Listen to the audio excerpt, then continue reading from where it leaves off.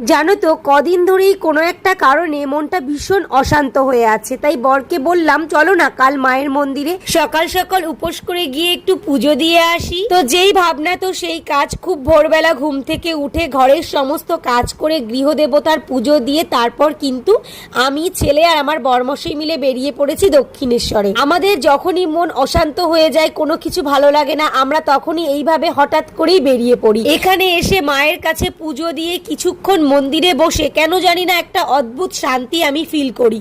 তো তাই জন্য মন খারাপ হলেই কিন্তু এখানে চলে আসি। যারা কলকাতা থেকে অনেকটা দূরে থাকো, চাইলেও মায়ের মন্দিরে আসতে পারো না, তাদের জন্য স্পেশালি মন্দিরের ভিডিওটা শেয়ার করলাম। তারপর এখানে পুজোর ডালা কিনতে চলে এসেছি, আর কি সুন্দর লাগছিল দোকানটা, তাই তোমাদের সঙ্গে একটু শেয়ার করে দিলাম। জানো তো আজকের দিনটা ছিল খুব সুন্দর, না বর্ষা না অতিরিক্ত গরম। তো পুজো দেওয়ার পর মন্দিরের ভেতরে অনেকটা টাইম বসেছিলাম, আর আজ যেহেতু সকাল